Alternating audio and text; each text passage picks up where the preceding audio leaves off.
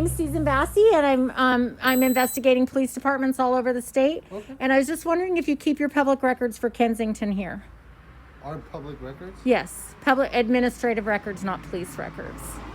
What do you mean by administrative records? Because the California Public Records Act says that we can get access to the records. We don't absolutely. necessarily know what we want. And I just didn't know if you keep any here that I could photograph really quickly or no. Sure.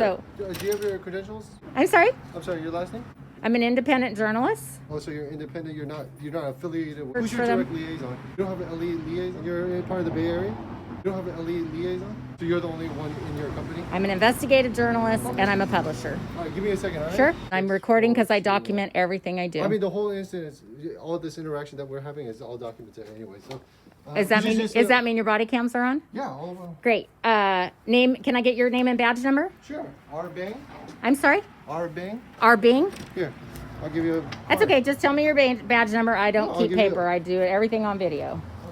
So I'll just hold it out for you just so it's more legible. Oh, that's Roy great. Bang? Great. I'll take a shot at. Wait, it's coming in fuzzy. Great. Got it. So Thank badge you. number is well, it's kind of long. It's KPD 1002. Okay. Okay. And your name? Oscar Fajardo, KPD 1001. Thank you, sir. I So let me appreciate go it. see. My pleasure. So Okay. you're asking for general records, what we keep here, what we don't keep here? I'm asking for, public? so the law is under 6253 under the California Public Records Act. It says that during normal business hours, anyone can walk in and get access to public records. Yeah.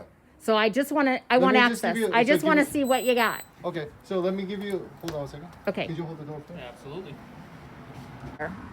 So we have on our wall all the documents that we keep for Kensington. I just want to give this to you just in case. I'm going to go see what you're right, 10 days and up to extended to 14 days. And as I well. don't need a form. I do this for a living. But you asked for records, so I'm just trying to give Right, you the but this records. is a request where I would wait 10 days. Right. And that's just when I wanna know be- exactly what I want to request. So if I were going to request a roster, I would say, I would fill this out, I'd wait the Do you 10 mind if I days. answer part of your question that Sure, you've already asked? certainly. So this is our POI request, right?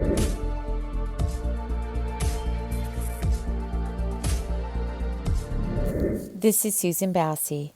As part of our investigation into California's courts, local government, and law enforcement agencies, I thought I'd take you to Kensington, California, where I lived for a number of years and happen to have a lot of excellent sources who still live here. Kensington is located in the San Francisco Bay Area.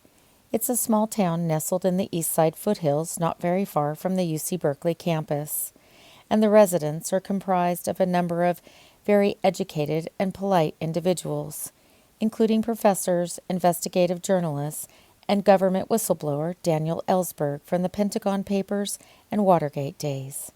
But this community, like many others across the country, has had its problems with police misconduct, even though there are only 10 officers involved in their police department. Police sergeant is in trouble, under investigation for his alleged involvement with a Nevada sex worker. Kensington Police Sergeant Keith Barrow had his gun stolen during the encounter, and the man who ended up with it shot himself in the leg. ABC 7 News reporter Laura Anthony has more.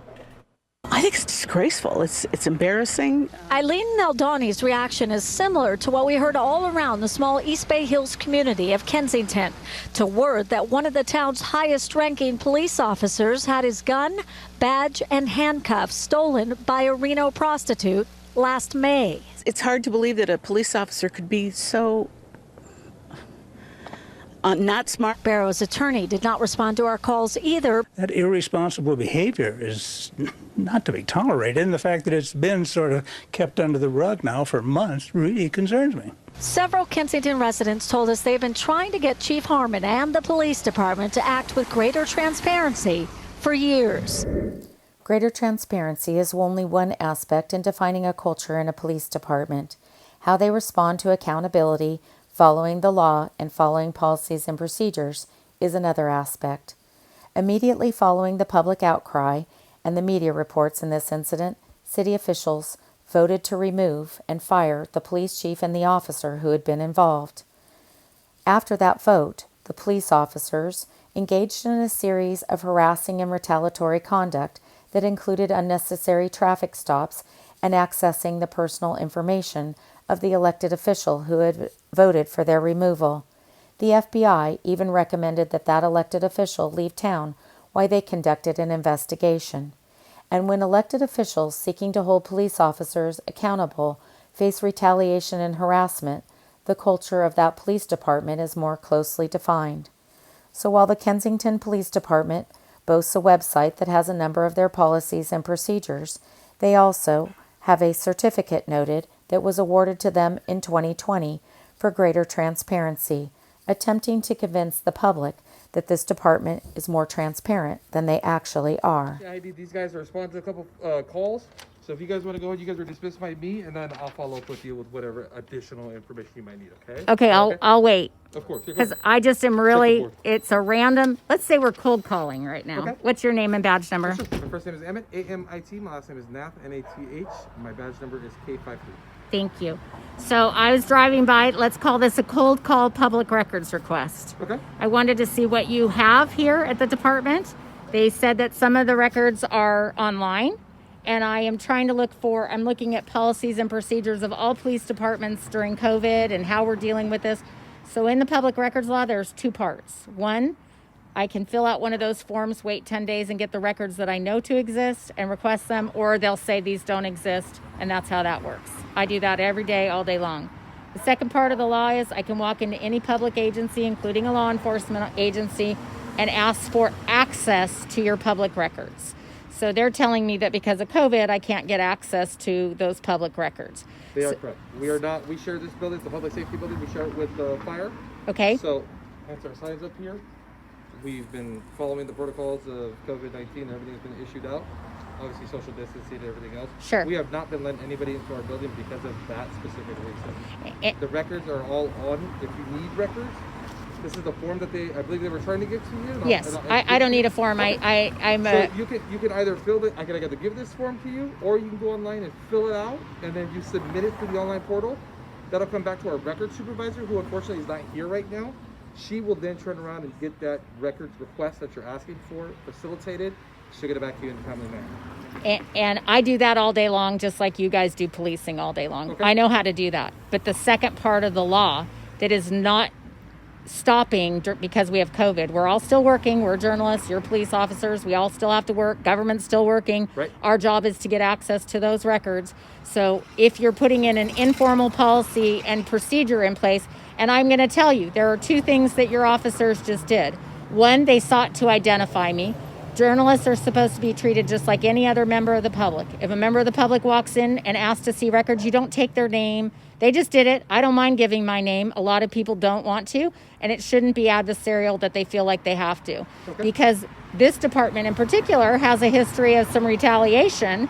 And so, giving my name, I'm aware of what that does. And I know how that works. Okay. And so, number one, I'm seeing that you violated that is with an informal policy and procedure of officers asking for my identity when I'm asking to access public records. The culture of a police department is defined by the individuals who act in that police department and the public officials who hold them accountable. But it may not always be contained to the department itself. I happen to know that Kensington resident Ward Penfold is a government attorney who works in Santa Clara County, and he is connected to a number of cases where there is a pattern and practice of retaliation and harassment against journalists and members of the public who are seeking public records and information. Ward Penfold is part of a community that has a long-standing history of retaliating when it comes to public records requests. If you go to Google Scholar and you search the Neymark case and public records, you will find a lawsuit that was brought in 2009 against the City of San Jose, Santa Clara County Sheriff's Department, and the City of Los Gatos, because they were engaging in informal policies and procedures that required giving of driver's licenses and identifying information when individuals were seeking information related to public records. And the Los Gatos Police Department, especially where William Hoyt, who makes much more money than any of the police officers in Kensington do, have continued to engage in that conduct as recently as the year 2020. You are? And how did you know who I was? You've written to me before. What did I write to you about? Various different things. It's unlikely that Officer William Hoyt of the Los Gatos Police Department knew who I was based on an email that I sent him a year before we met on the street this day. It is more likely than not that he knew who I was because an hour earlier I had been in the Los Gatos Police Department requesting access to public records just like I had done in Kensington. Please. They're right there. Oh, good. Now she was trying to film me as I was walking out backwards, and she goes, "You hit me." I have I'm it on gonna sue video. you. He attacked me. I have it on video, so I'm going to need his name. Hi. Hi, Susan. I was actually just recording the businesses that are opening because one business told me the DA told you to arrest somebody for opening early and you guys said not to. So I was out looking at who was opening. Okay. I'm going to need the name of that gentleman. I've had several people tell me after one woman appeared on Fox News, District Attorney Jeff Rosen issued an arrest warrant and you guys didn't want to enforce it. Okay. So do you have his name? Jeff Rosen's name? No, that guy's name. I don't know who he is. Well, I'm telling you that he made the call, so you asked for his name, you have his phone number, and he physically assaulted me and I have it on video.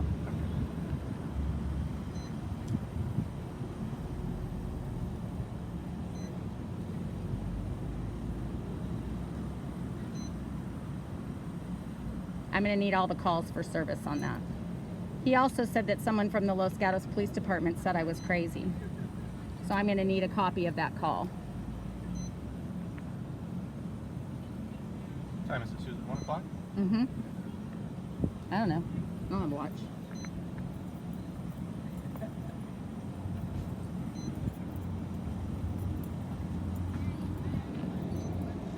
What you doing?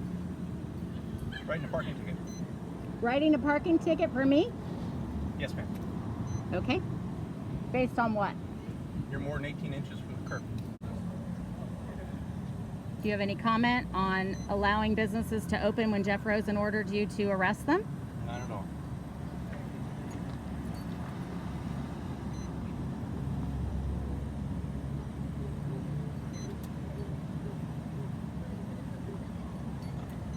Do you know about selective prosecution? If you want a statement from the department, I know as a self-proclaimed journalist, Susan, you know how to get that, right? Did you just call me a self-proclaimed journalist? That's what you have said you are. Oh no, I've said I'm a journalist. I never said I was a self-proclaimed journalist. Well, it kind of means the same thing, I think. Really? Is that like being a self-proclaimed cop? Sure, except I'm licensed. Yeah. Susan, I'm going to take off. Is there anything else you need? No, nothing. Your Okay. name? It's Corporal Hoyt. It's on the ticket I just gave you. Okay, I need your name and badge number, please. It's again, it's on the ticket I just gave you. I'm asking for your name and badge number. It's Corporal I don't Hoyt, have strong badge enough. 74. File a complaint and a report on this. I asked her to not record me, and she didn't respect that. Well, here's the problem. Where were you standing? What was that? Where were you standing when that happened? Right over at the door of the meat property. The problem is It that was you. harassment. The problem is that you were in public. Sorry, one more time. The problem is that you were standing in the public view. Oh, okay. Right. Like But as soon as I ask her, I don't want her recording me. you're standing in the public view, and I know it's frustrating, and it's. I don't want to be on her YouTube channel either. Neither do I, but we're in the public view, right? And Is that a form of harassment, though? It's got to be. I think some people. I mean, based If you upon asked over and over and they keep provoking. So based upon the calls we got, I think a lot of people feel harassed by it, but I don't think there's a legal case to be made for actually harassing, right? Because she's standing in the public view. I know that a lot of people have expressed that they feel annoyed and harassed by her, but I don't think it meets the legal definition of a crime. You're not even wearing your mask correctly. Just take the You damn don't thing off. even have one on, What sir. the fuck did I need one for? Why are you criticizing my mask if you aren't even wearing one? Wow, really? Yeah, really. Bye, officer. I'm going to move right now. Thank you. Thank you for your service. Bye, Susan. I, of course, did a public records request to the Los Gatos Police and found that in the last 3 years, Officer William Hoyt had only issued one 18-inch parking ticket, and that was the one that he issued to me. And I will continue to use my unlicensed journalism skills to investigate the culture of this police department, which is a culture that appears to engage regularly in selective prosecution of people who seek public records and information from the police department that the department is legally required to provide.